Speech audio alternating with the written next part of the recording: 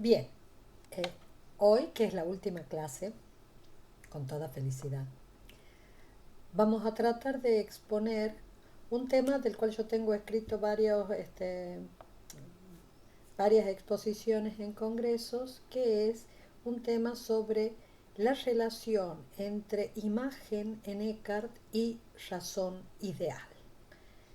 De otra manera expuesto, voy a tratar de explicar qué quiere decir ser en el principio y a qué llamamos esa especie de inmanencia o intimidad profunda frente a la cual la entidad es exterioridad. Bien, para hacerlo vamos a recurrir a lo siguiente.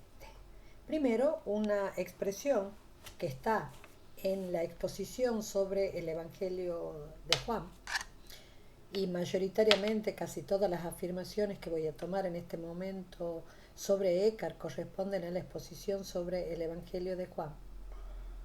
Y dice Eckhart ahí, en el principio, es decir, en el Hijo, que es imagen y razón ideal de todo. En el principio, es decir, en el Hijo, que es imagen y razón ideal de todo. Bien, lo que vamos a hacer es tratar de explicar entonces cuáles serían las notas que da Eckhart para explicar qué quiere decir que algo sea imagen. ¿Cuáles serían esas notas? En primer lugar, la imagen, en tanto es imagen, nada recibe de sí del sujeto en el cual está, sino que recibe todo su ser del objeto del que es imagen o del cual es imagen. Esa es la primera nota. Una nota muy fuerte que va a hacer que después, en algún momento, sobre todo refiriéndonos a algunas cosas de las cuestiones parisinas, veamos que esto de sujeto va a ser desplazado en algunos momentos a decir lugar. Dejo planteada la dificultad simplemente. 2. Recibe su ser solo de aquel del que es imagen. En tercer lugar, recibe de aquel todo su ser y según todo lo que es de aquel, por lo que es su ejemplar. Si no fuera así, si recibiera de otro, o si algo del ejemplar no fuera recibido por la imagen, entonces no sería imagen de aquel, sino imagen de otro. En cuarto lugar, la imagen de algo es en sí única y solo es de uno. La imagen de algo es solo una y solo de algo que es uno. En quinto lugar, la imagen está en su ejemplar, pues allí recibe todo su ser. Y a la inversa, el ejemplar en cuanto es tal, está en su imagen, por lo que la imagen posee todo el ser de aquel. Sexto lugar, la imagen y aquel de quien es imagen, en cuanto tales, son uno. El ejemplar es quien expresa o engendra, y eso subrayemos particularmente, expresa o engendra. La imagen es lo expresado o engendrado. Son uno en cuanto todo el ser de uno está en el otro y no hay allí nada ajeno. En séptimo lugar, tal expresión o engendrarse de la imagen es cierta emanación formal.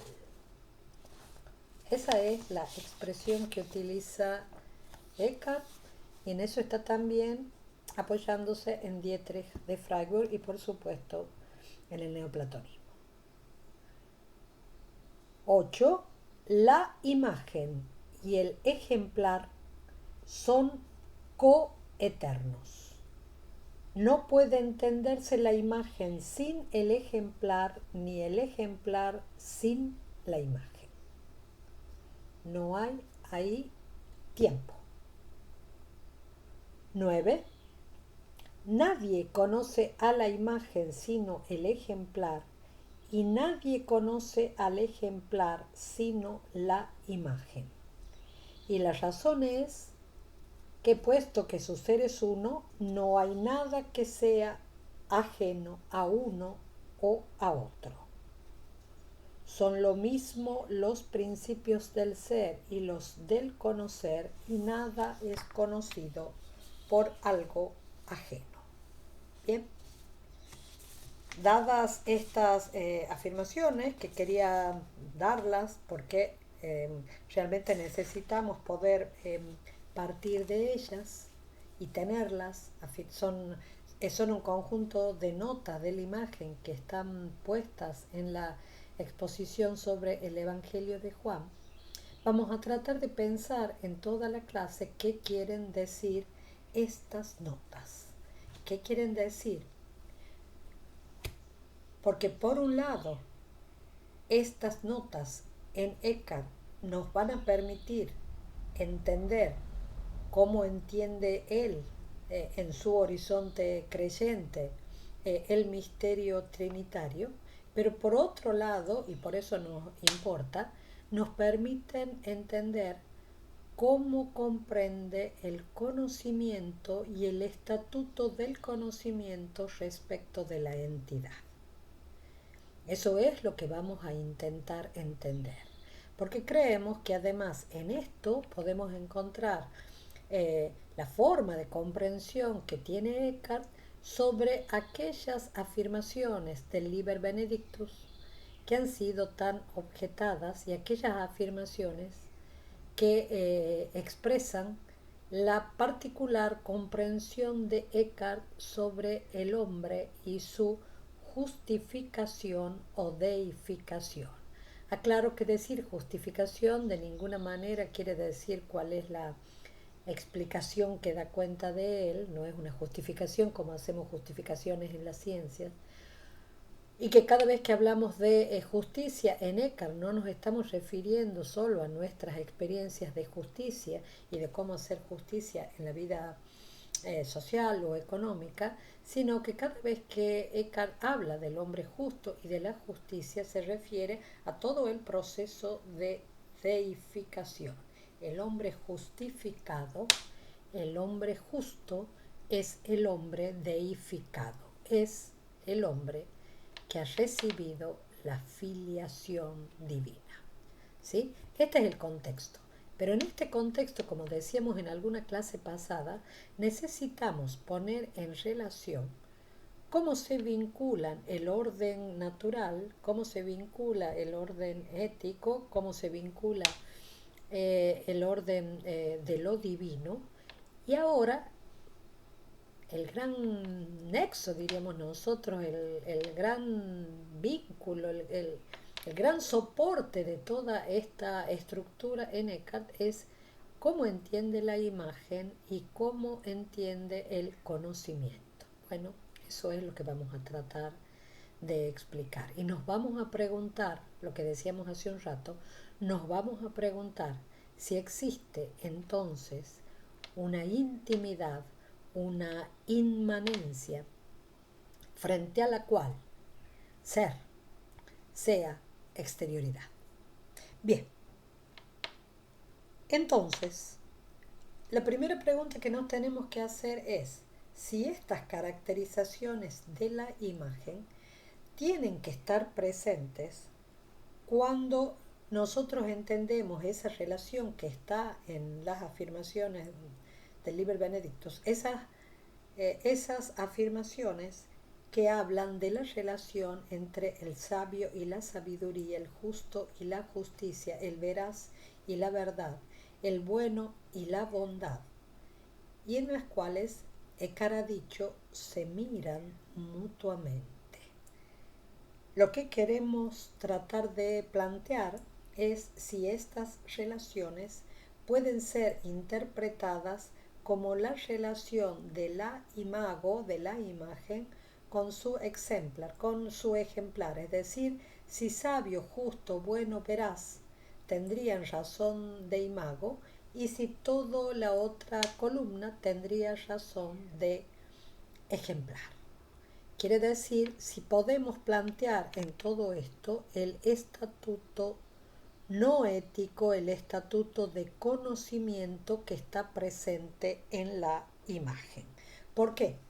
Porque esta caracterización de la imagen y el ejemplar no se refieren solo al verbo en contexto cristiano intratrinitariamente, sino al hombre justo y deiforme como imágenes. Y plantear que en todos los casos no podría explicarme esta unidad que ha sido tan objetada sobre Eckhart si no lo pongo en la clave de la dependencia o emanación formal. De manera que ponerlo en la clave de la dependencia o emanación formal sería la interpretación filosófica que Eckhart da sobre todo esto, sería la interpretación filosófica que me permite comprender cómo está entendiendo el intelecto y la acción del intelecto y por ende clarificar esto de mirarse mutuamente. Porque no una cosa en donde uno mira al otro, sino mirarse mutuamente. Bien, este cometido, difícil, no sabemos si vamos a dar cuenta de ello, este cometido es el que nos proponemos. Bien, en este cometido y en esta serie de rasgos de la imagen, que no voy a explicar en este momento uno por uno porque quería que tuvieran el texto, vamos a centrarnos ahora en tres notas que están presentes entre estos rasgos para ver por qué estas notas son tan importantes. Hay tres rasgos que son fundamentales en lo que significa ser imagen o esta relación de la imagen con aquel del cual es imagen. La recepción, la totalidad y la unidad. Quiere decir, no hay imagen a menos que haya recepción. Por lo tanto, en esta recepción se excluye todo lo que puede provenir de otro, todo lo que no proceda del objeto que está siendo aquel del cual la imagen es imagen. Y esto, excluir todo lo que no proceda del objeto, implica también excluir todo lo que tenga al sujeto por origen. Y aquí sí tenemos una pista de por qué en las cuestiones parisinas de algún modo habla de lugar y no de sujeto. Y ahí sí también tenemos una pista que nos remite a Scott Eriúgeno también, sin lugar a dudas. Ustedes observen eso, se recibe todo.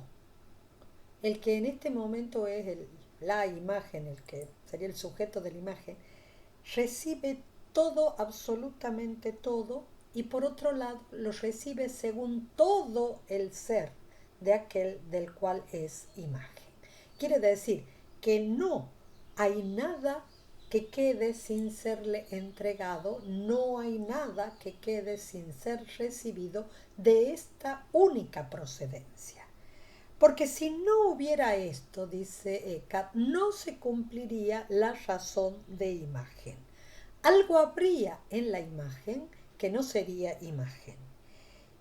Y por otra parte, algo no fluiría desde el ejemplar hacia la imagen y permanecería en el ejemplar sin ser de la imagen. La recepción es total. Por ende, tampoco por eso es de totalidad. Y por ende, tampoco puede haber varias imágenes de un ejemplar, como si esta imagen fuera imagen de esta parte del ejemplar o de esto del ejemplar y esto fuera y este otro fuera imagen de esto otro del ejemplar. No, solo puede haber una imagen y por lo tanto queda excluida de esta recepción del todo del ser de la imagen y esta recepción en donde el ejemplar está presente en todo y emana todo él, queda excluido por lo tanto la vinculación de la unidad y la pluralidad y queda excluida también la participación.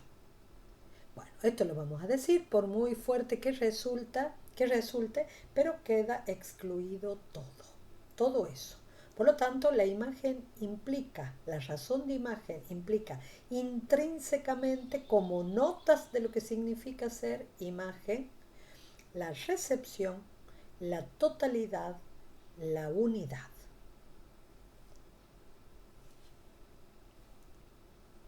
La producción de la imagen, entonces, no implica la participación y su dinámica se realiza en la unidad. Hay unidad entre la imagen y el ejemplar. Bien, quiere decir que a toda imagen le corresponde la mutua inmanencia entre ejemplar e imagen. La imagen está en el ejemplar y el ejemplar está en la imagen. Tenemos que preguntarnos, por lo tanto, qué quiere decir este estar en de una cosa y de otra. Y bueno, y decirle cosas, es como un límite de nuestro lenguaje. Ya vamos a ver después qué es lo que Eckhart interpreta que está diciendo al referirse a esto. Sigamos en la explicación, en las razones filosóficas que está dando Eckhart, porque la verdad es que mirarlo de esta manera a mí me ha hecho coincidir mucho con esa afirmación que dice Flash, en donde dice no lo desplacemos tan rápidamente al ámbito místico y entendamos por mística algo donde hemos dejado aparte la filosofía, porque las explicaciones que está dando Eckhart son explicaciones desde su sustrato filosófico. Fíjense, la imagen expresa el todo del ejemplar. Por lo tanto, y esto me interesa subrayar, la imagen es el estatuto de lo que significa ser en el principio. Ser en el principio equivale a ser imagen. ¿Por qué? ¿Cómo, cómo explica esto? ¿Cómo explica esta recepción total, unidad total, carácter total?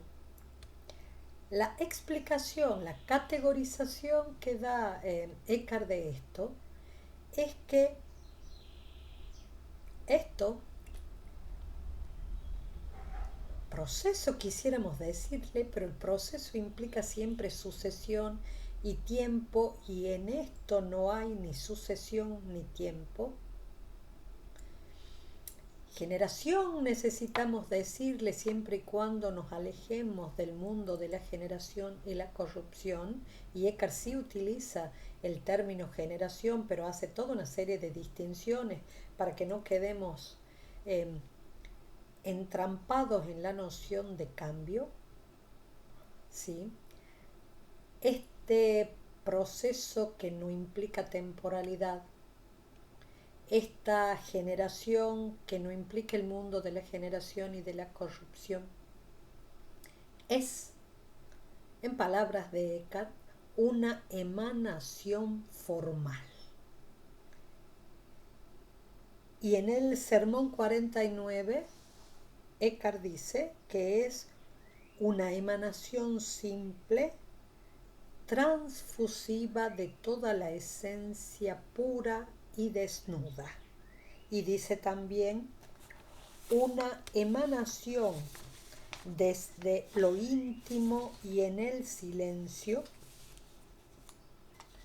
con exclusión de todo lo extraño.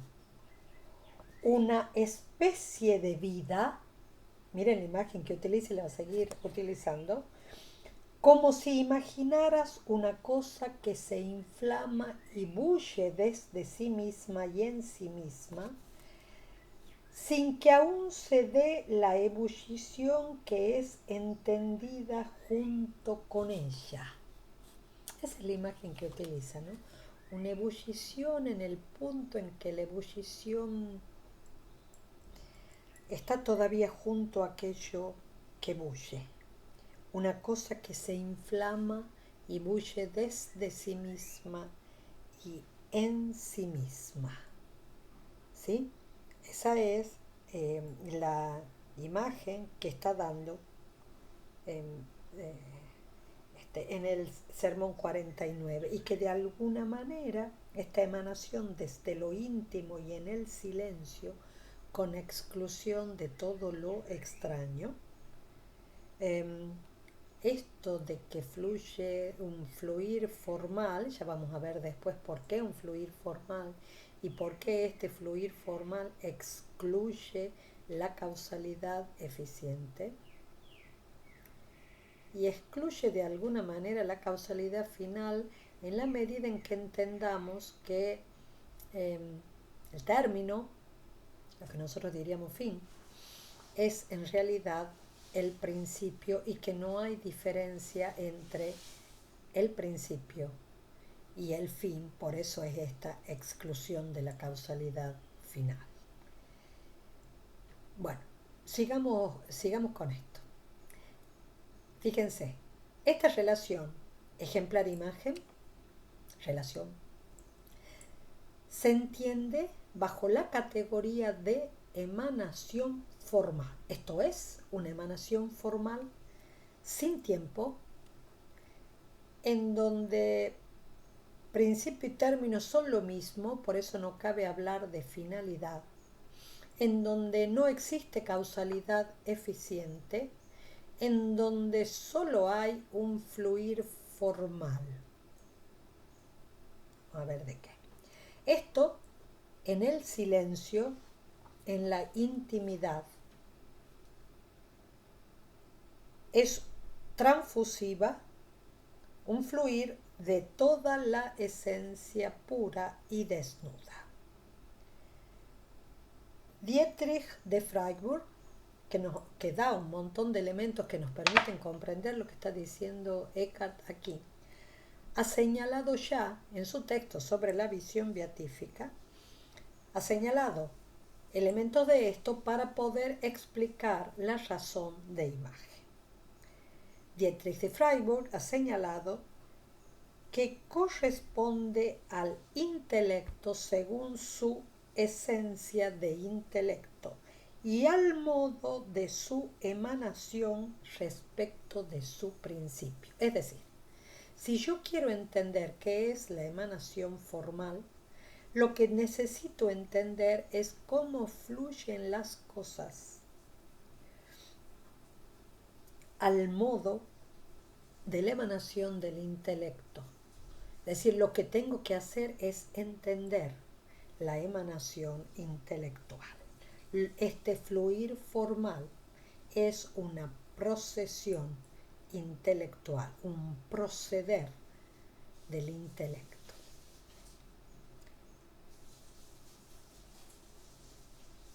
Es la misma institución del intelecto como intelecto, en tanto procede de la esencia divina como aquello que la entiende y la alcanza al entenderla.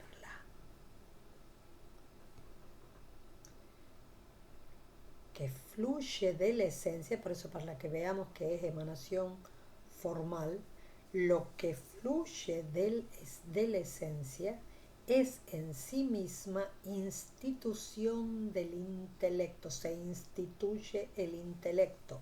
¿Por qué? Porque el intelecto lo que pone de manifiesto es que fluye de sí aquello que está vuelto hacia el mismo principio, hacia la misma esencia divina, fluye de sí alcanzando la esencia, entendiendo la esencia, volviendo hacia la esencia, siendo imagen de la esencia.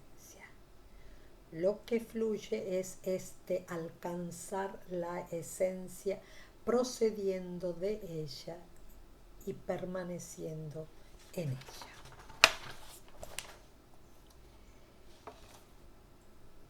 Y decimos que emana intelectualmente porque su propia sustancia no es cierta concepción del principio.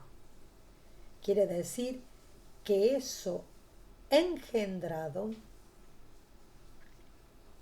eso concebido, es la intelección originaria del principio.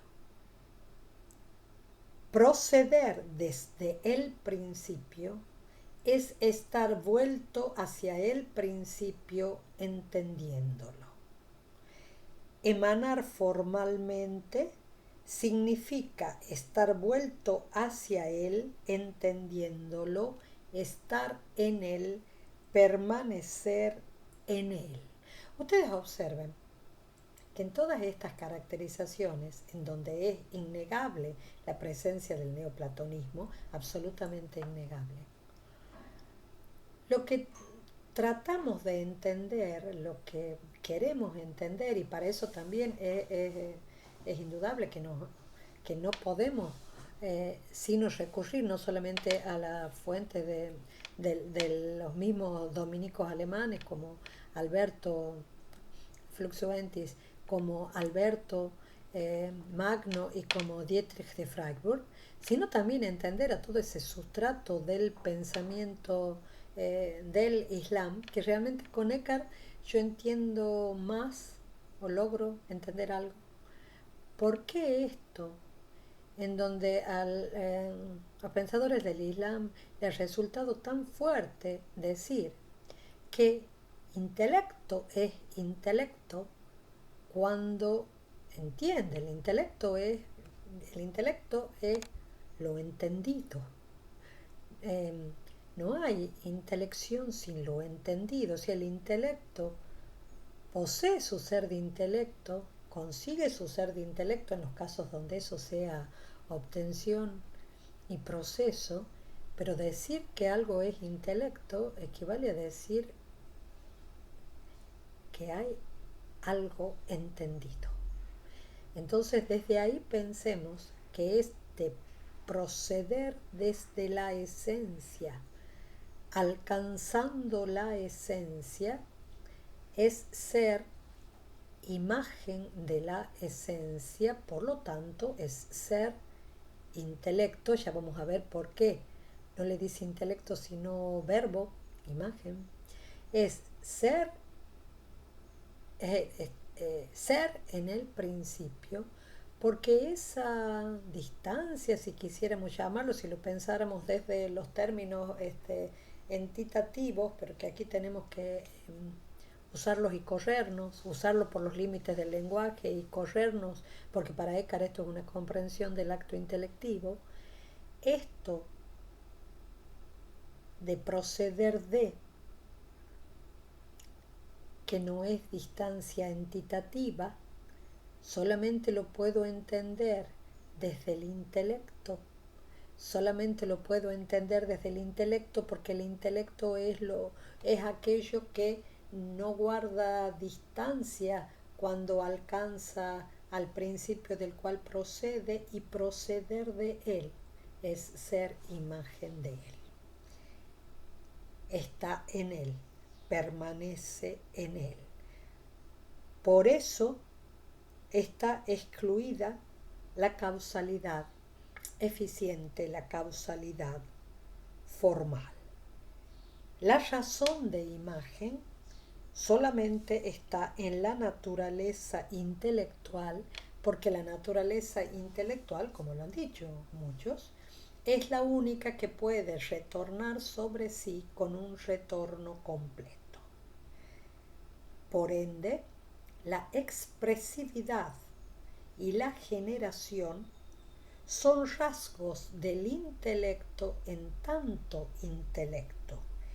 Y sólo por ello podemos entender el dinamismo de producción de las especies intelectuales.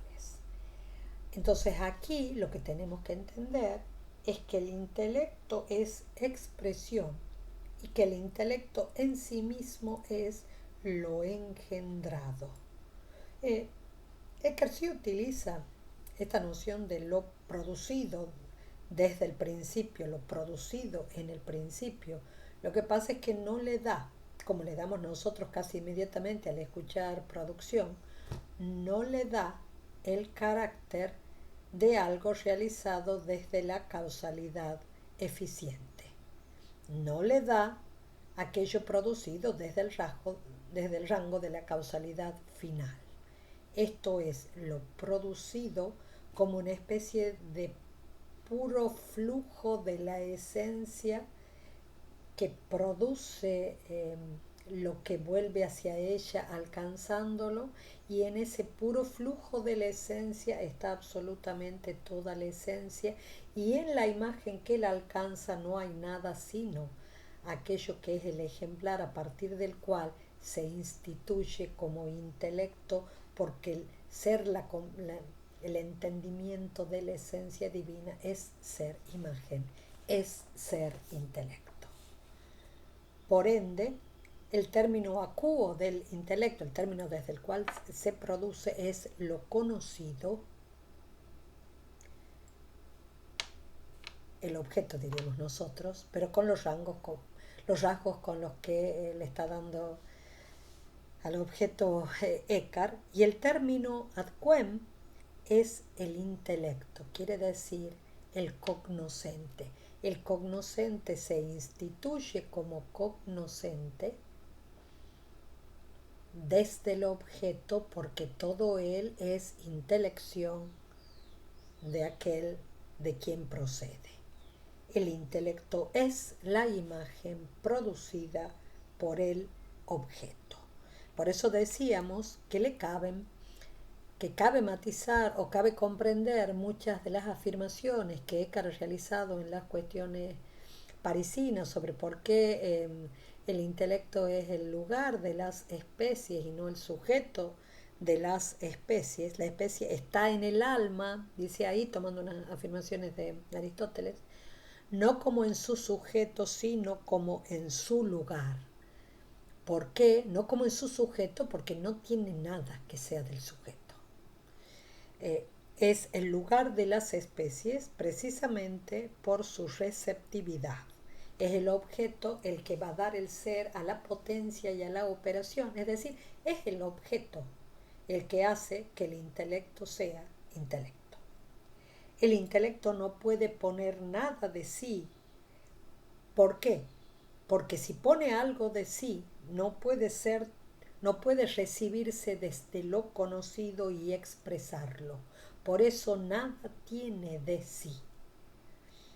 Y por eso también podemos entender que entender sea, en términos de Eckhart, un cierto padecer, porque la propiedad formal de la pasividad es ser desnudo y pobre.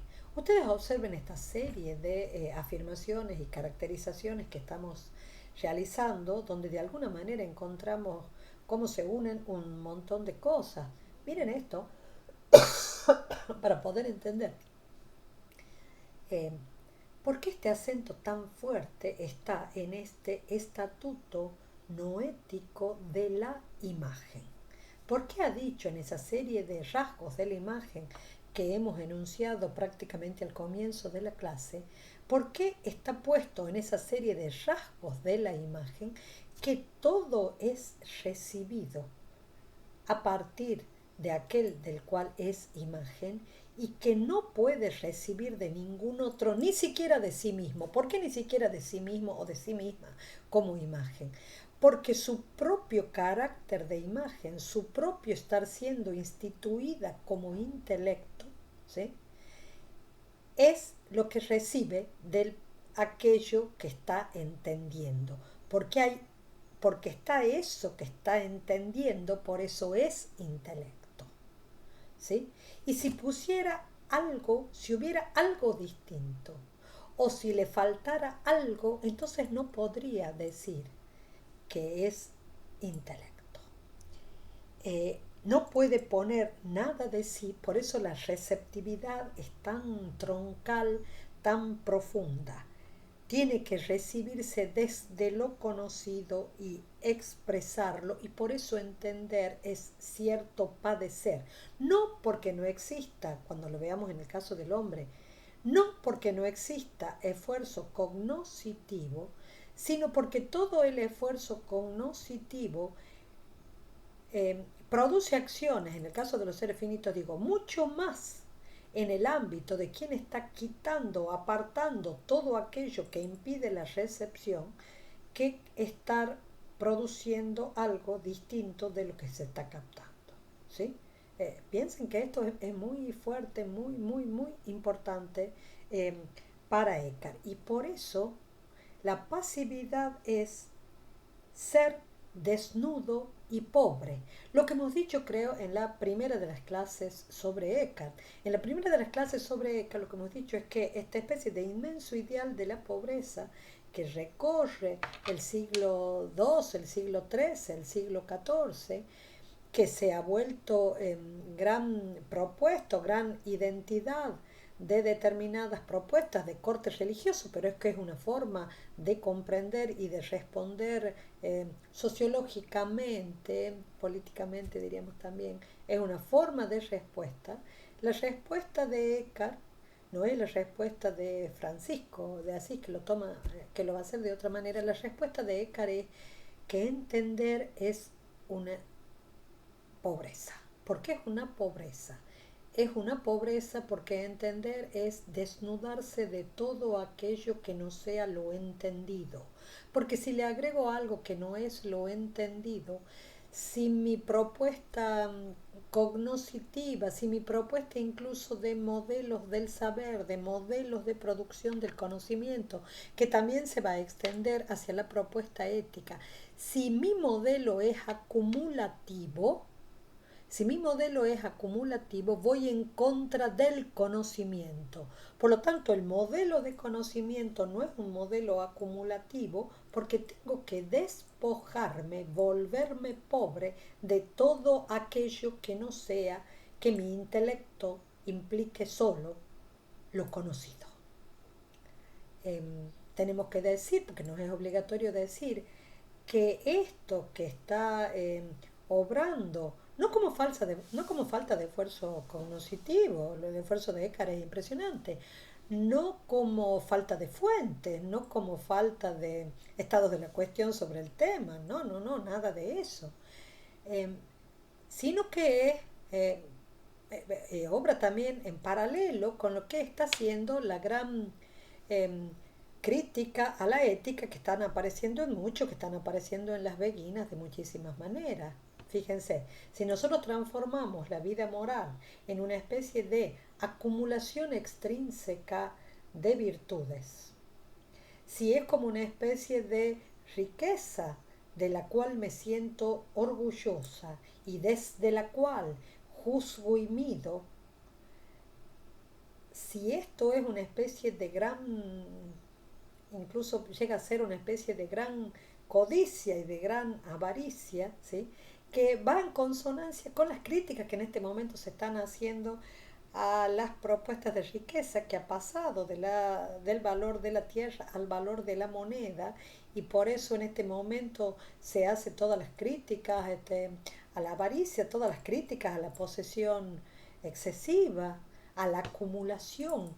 Bueno, moralmente también podemos tener procesos de acumulación que no equivalgan de ninguna manera a una plenitud moral, porque en el fondo me regodeo en esta especie de gran escaparate de virtudes que tengo, y ser efectivamente virtuoso es estar desnudo de las propias virtudes, porque no importan las virtudes que uno acumula, sino aquel bien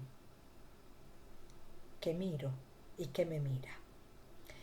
De modo semejante, esta crítica al entender como acumulación de conocimiento, al entender como una especie de gran composición de razones, está presente en esta forma de comprensión del acto de conocimiento o de la acción de conocimiento, en donde en la intelección lo que tiene que haber es solo lo conocido. Bueno, más allá de las críticas que le podemos hacer de mil maneras a Eckhart en lo estrictamente no ético, sí podríamos decir, o sí podría decir yo, que una de las cosas que me atrae de Eckhart es esta especie de gran crítica que no podemos sino recibir todos los que estudiamos. Esta gran crítica a que el acto de entender se transforme en erudición ridícula y acumulación. Bien, lo que decimos es que entonces en esta desnudez y en este carácter de pobreza, junto a ello Eckhart vincula esto que él ha entendido como el engendrar. Lo conocido se engendra a sí mismo y da a luz en la potencia cognoscente. Lo conocido engendra, produce un hijo, concibe, da a luz. Quiere decir que esto que es lo generado es también algo que es engendrado, engendrado totalmente desde lo conocido. Bien, en esto de engendrado totalmente desde lo conocido, tenemos que decir que no podemos entender esta relación, no es tan simple entender esta relación y decir que bueno, que lo conocido es tener carácter de res, por más que hemos utilizado la noción de esencia, y que lo otro sería la imago, y que en realidad estamos en un caso de la relación de la entidad con la imagen. Bien, no, porque tenemos todas las dificultades de aplicarle esto a la imagen. ¿Cuál es la dificultad? La dificultad es cómo hacemos valer la unidad, ¿sí? Por lo tanto, si lo engendrado, la imagen, fuera distinta de la cosa, si estuviéramos pensando en la relación imagen-res, si fuera distinto de la cosa, entonces yo no podría por ella conocer la cosa. Y si fuera algo, por el contrario, que no puede distinguirse, entonces no tendríamos imagen ni podríamos referirnos al conocimiento. Por ende, dice Eckhart, tienen que ser uno y no tienen que ser uno. Tienen que ser uno por la identidad de naturaleza, y todo el carácter de no ser uno se produce por la generación de lo mismo desde lo uno en el otro. Si nosotros pensamos en esto, es decir, el esfuerzo que está haciendo Eckhart, el esfuerzo inmenso que está haciendo Eckhart es tratar de pensar en términos de conocimiento si yo puedo sujetarme a lo entitativo o no quedo entrampado en lo entitativo. Entonces, por un lado, esta afirmación, que a todos los que conocemos algo del horizonte de la reflexión cristiana, por supuesto que nos suena a cristianismo y a lo que implica en la procesión trinitaria, la unidad de naturaleza y la distinción de personas, y la distinción se da por la relación de origen, porque hay algunos que proceden de,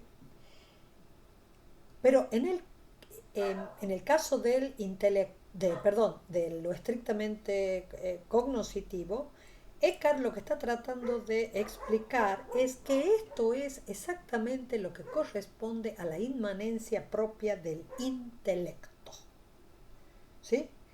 Quiere decir que la inmanencia propia del intelecto, la emanación que instaura al intelecto y que lo hace ser tal, es una originación que engendra.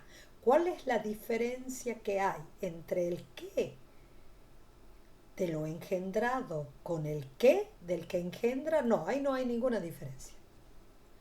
La emanación formal. Ahí no hay diferencia en el qué, diferencia en lo engendrado, diferencia en el qué, no hay absolutamente ninguna. ¿Cuál es la diferencia? La diferencia está entre el que engendra y lo engendrado. Y leo una hermosa imagen que da Eckhart en la exposición sobre Juan 1, versículo 14, 129. Y el ejemplo, dicho, parafraseado, glosado, es el siguiente.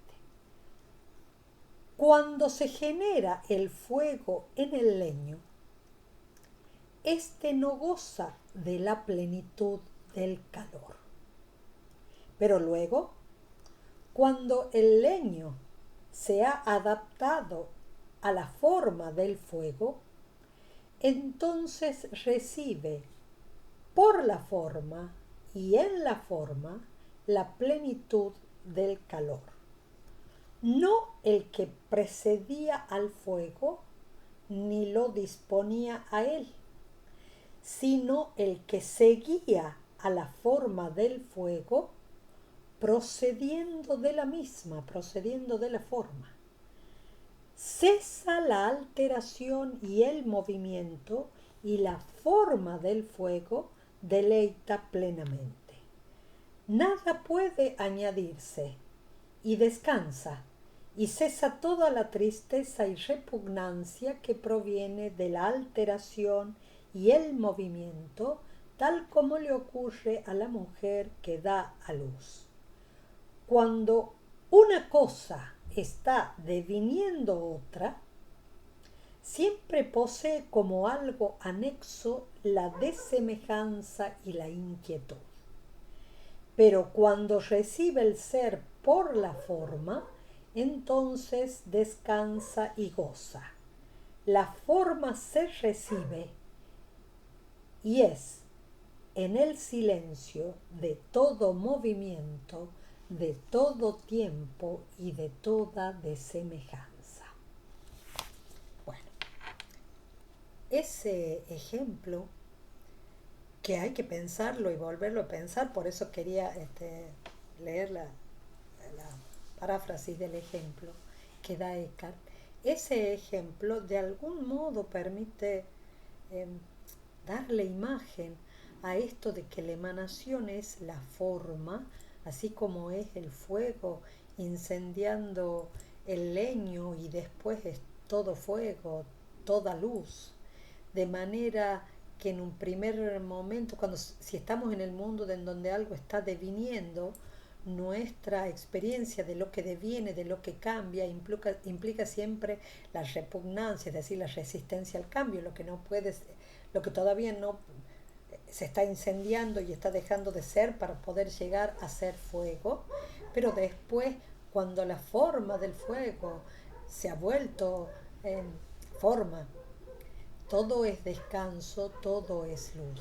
Ustedes observen qué semejanza hay con esa especie de aleya de la luz del Corán, que Maimónides cita con la lámpara que está en un nicho y que recibe el aceite y después cuando es incendiado ya de repente el nicho ya no es opacidad y ya sí es toda luz.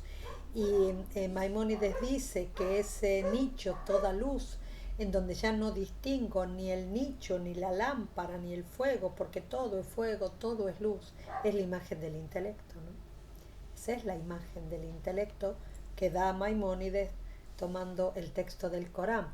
Bueno, de algún modo en esto de la emanación formal, lo que Eckhart dice es que eh, cuando nosotros lo vemos en el mundo de las cosas que están cambiando, vemos el cambio, pero si nosotros lo pensamos en lo inherente a eso y lo pensamos eh, de otra manera, entonces, si lo pensamos en la emanación formal, si esto fuera recibir el todo, ahí no hay, en ese instante sin instante, en donde algo se ha transformado en fuego y ha recibido lo que era ser fuego, ahí no hay ni tránsito ni sucesión.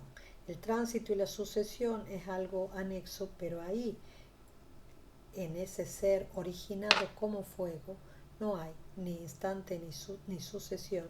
Y en el ser originado como imagen, no hay ni instante ni sucesión. Entonces, ¿por qué la imagen sería la razón ideal? Y sobre lo otro del por qué no hay ni instante ni sucesión, yo tengo hecho todo un trabajo que se llama Tole Tempus, levanta el tiempo, quita el tiempo. Y Occidente es Oriente, en donde trato de entender esto de cómo trata de explicar Eckhart esta diferencia entre la noción de generación tal como se da en el tiempo y esta generación que no se da en el tiempo. Pero bueno, ya, hasta ahí no podía. Entonces ahora, este último punto es por qué la imagen es la razón ideal. Bien, el intelecto desnudo se origina como captación, especie o espejo de su principio. Yo digo una cosa que quizá puede resultar muy ridícula, pero que a mí me ayuda a entender. Ustedes han visto que en nuestra pequeña experiencia de comprensión, en nuestra experiencia de una comprensión que siempre se va realizando, produciendo un montón de actos, viviendo un montón de cosas para poder entender, no pudiendo tomar conciencia de que esto es lo que nos iba a permitir entender esto otro, de que esta imagen que le hemos vivido, que en realidad corresponde a algo que hemos vivido y que en su vivencia, bueno, ha implicado muchísimas cosas para nosotros. Cuando nosotros decimos o experimentamos que algo entendemos, es como si todos los actos o todo el itinerario de la comprensión que hemos realizado y que ha sido histórico, temporal, todo lo que nosotros sabemos que tiene nuestra vida, nuestro nombre, nuestro sufrimiento, nuestra alegría, parece como si de repente fuera una especie de acordeón que se distendiera y después produjera este movimiento y nosotros lo único que sentimos, lo único en lo cual estamos puestos infinitesimalmente como si no hubiera tiempo, es ese sonido que se ha producido, es eso que hemos entendido. Y de algún modo eso es como si recogiera todo la extensio y la intensio de ese acordeón que es nuestra inteligencia y lo único, y díganme todos los que han logrado entender algo después de mucho tiempo de no entender o de mucho tiempo de procesar cosas sin poder entenderlas, díganme si ese segundo no es equivalente como si de repente nada percibiéramos de toda la duración larga, angustiosa, esforzada que nos ha significado el entender y solo experimentamos esa nota, ese sonido, en el que para nosotros confluye todo. Y de alguna manera, analógicamente, para Eckhart realmente, analógicamente, de alguna manera, eso es como si sabemos que procede de todo eso, pero es como si hubiera algo que no lo podemos sentir como procediendo de todo eso, porque hemos entendido, y ahí está lo entendido, y tal vez en algunas cosas nada más. Bien, pensemos entonces. Digo nada más porque no nos importa darnos cuenta de que eso lo hemos entendido, porque hemos vivido A, B, C, porque hemos leído D, F, G, porque primero hemos tenido esta propuesta, después hemos tenido esta otra, después nos hemos dado cuenta que nos hemos equivocado. No, no, no, no, no, no, no, no, no. Cuando hemos logrado entender, nada de eso es lo que se hace presente frente a nosotros, sino solo lo entendido. Y descansamos. Por eso, el intelecto desnudo, decíamos en Eckhart, es como si fuera una captación o un espejo de su principio, engendrado desde él, expresivo de él. Es otro, entre comillas, en el que el principio se dice, pero un otro que no posee nada ajeno respecto del cual se origina. Un otro que no posee nada ajeno respecto del cual se origina. Por lo tanto, no hay un alejarse del principio respecto de sí mismo, porque el surgimiento de lo otro es su estar absolutamente en sí. No hay un alejarse. Miren esto, engendrado desde él, expresivo de él. Otro en el que el principio se dice. Ustedes observen que para Eckhart este carácter de otro no puede establecerse desde el ser. Si nosotros pensamos en términos del ser, tendríamos que decir con los trascendentales y el aliquid de Tomás de Aquino que esto es otro que, ¿no es verdad? Otro que, es este ente otro que. Si nosotros pensamos en los esfuerzos de Nicolás de Cusa por decir que es lo no otro, estamos pensando cuánto incide esta especie de gran impronta del ser. Lo que dice Eckhart es que esto es otro, pero que no puedo establecer lo otro si yo pienso desde el ser. Quiere decir que la única forma de establecerlo y no quedar con esta distancia entitativa es establecerlo en la vida del intelecto. Es el entendimiento el único que puede explicar la productividad y la distinción, porque se trata de un aliud, de un otro, que se realiza in se. Esta inmanencia, esto que producirse a volver, esto que producirse el intelecto, instituirse como intelecto, sea esa especie de máxima inmanencia en el principio, porque es decirlo al principio, eso solo puede el intelecto. Y fíjense por qué. Entendemos desde ahí una cosa que, bueno, después voy a decir, que podemos entender desde ahí por qué le dice verbo, imagen, y por más que apela a la estructura noética del intelecto, cuando lo tiene que nombrar, lo nombra como verbo, lo nombra como logos. Por ende, si miro este producir el intelecto, tengo que decir que tenemos que establecer una diferencia con la creación de los entes, que sí es por modo de la causalidad eficiente y la final, y que sí es una causalidad que implica la diversidad, la participación, todo lo que nosotros sabemos. Pero en cambio, si yo miro la generación intelectual, esta implica solo la emanación formal.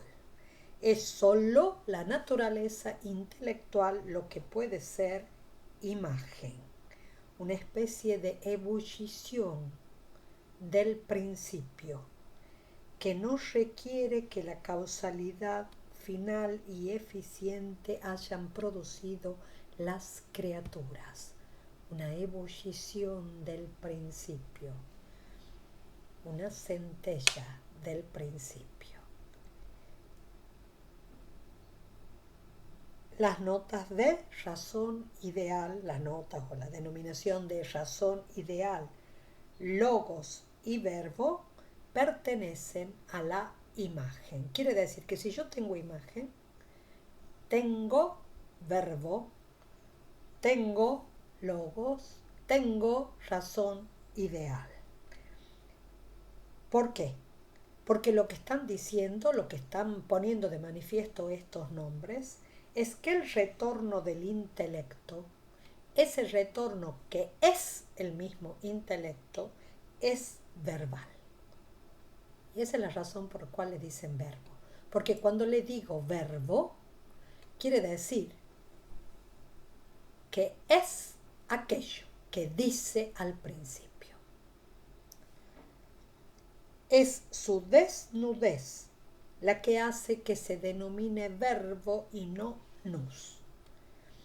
Porque cada vez que decimos nous, tenemos que explicar que desde esta inmensa comprensión que tiene el mundo del Islam, del intelecto, tratando de explicar los textos de Aristóteles, desde esa preciosa comprensión que ha hecho el Islam sobre todas las diferencias del intelecto, de eso que está tan presente en Avicena,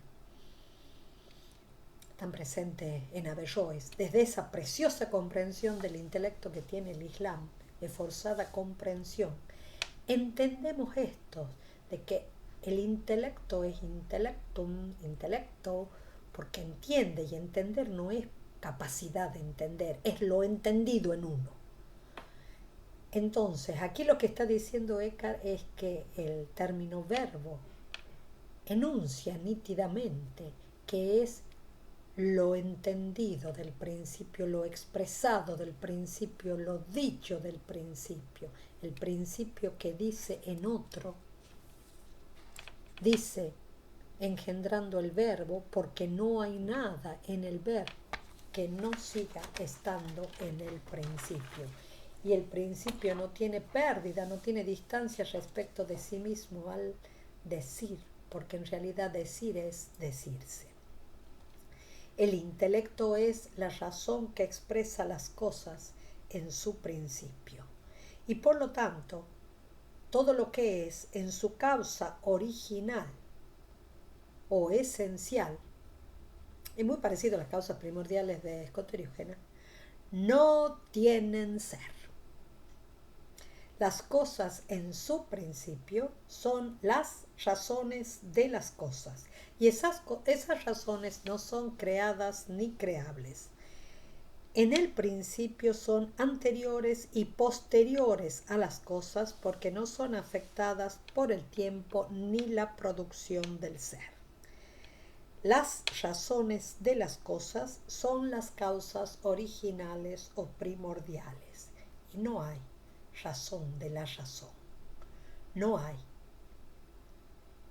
fondo del fondo, por eso es un fondo sin fondo, un porqué sin porqué, porque no remiten a nada, sino a su originación. No remiten a nada distinto, sino a ser originadas, idénticos en su identidad, solo distintos porque son originadas. Por lo tanto, esta afirmación de Eckhart, que 1000 veces ha sido mal entendida como una especie de paso a la irracionalidad, no hay un porqué de las cosas. No, de ninguna manera es un paso a la irracionalidad. No es un paso a la irracionalidad. Es al carácter mismo de la razón ideal, causa esencial de la cosa, que no tiene detrás suyo sino aquel origen que la dice. Y eso es precioso. ¿Cómo entonces relacionar la entidad que corresponde al ámbito de la causalidad eficiente y final, que es la explicación que tiene que ver con la creación. Por eso cuando encontramos cosas que nos parecen contradictorias en ECRA, en donde se habla de la entidad, ¿cómo relacionamos la entidad y la emanación formal del intelecto? Vamos a ver, para terminar, pero bueno, en la última clase me puedo extender un poco más, la relación entre lo concreto y lo abstracto, y vamos a volver entonces a estos pares tan objetados por la Inquisición.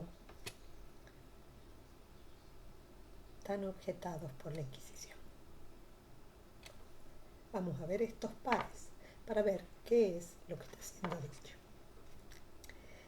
Cuando tiene que hacer la relación entre lo concreto y lo abstracto, recurre a esas tríadas que son tan caras al neoplatonismo, por supuesto, que el occidente latino conoce por la traducción de Mario Victorino en un primer momento y que además la conoce fundamentalmente después por Agustín. Esto del ser, el vivir y el entender. Bien, Eckhart dice que el ser, el vivir y el entender serían la formulación abstracta y que el ente, el viviente y el entendimiento serían la formulación concreta. Miren esto. Para que pensemos si en esas dos columnas que tenemos en el Liber Benedictus no tenemos una columna de lo abstracto, no sé si decirle así, y otra columna de lo concreto. En la primera, ser, vivir, entender, el ser es el primero porque no puede faltar como perfección, ¿no es verdad? Sí, no puede faltar como perfección, todas las otras perfecciones las suponen. Pero en la segunda, en lo concreto, el ente implica el lugar ínfimo porque en lo concreto no pueden darse sino como participaciones, ¿sí? Lo concreto, si yo pienso en lo concreto, ahí hay participación. Implican participan en el grado ínfimo. Por eso, primero está el ente, luego lo viviente y luego el que entiende. Y el que intelige es más perfecto que viviente y que ente.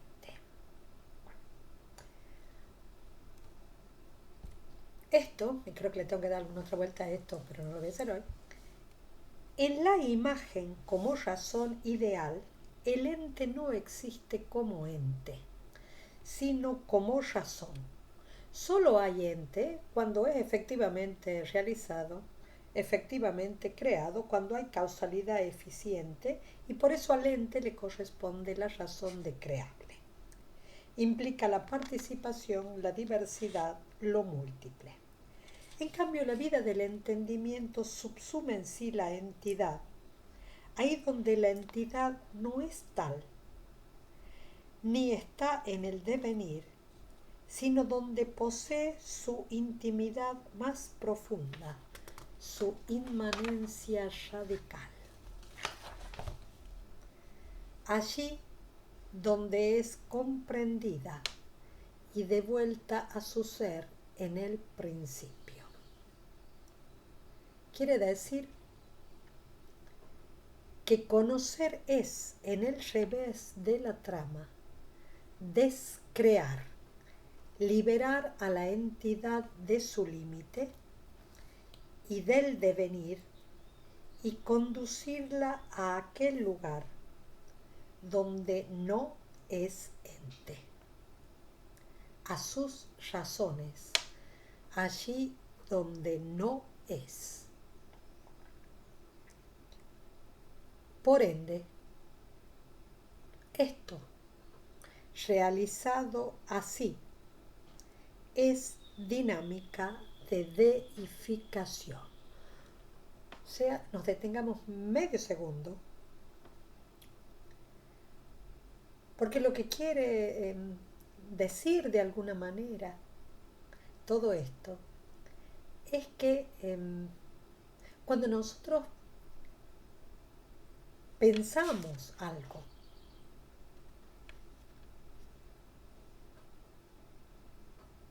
pensamos profundamente, lo que estamos haciendo es conducir, devolver el ente a aquello donde no es ente, a aquello donde no es, porque lo estamos devolviendo a sus razones esenciales.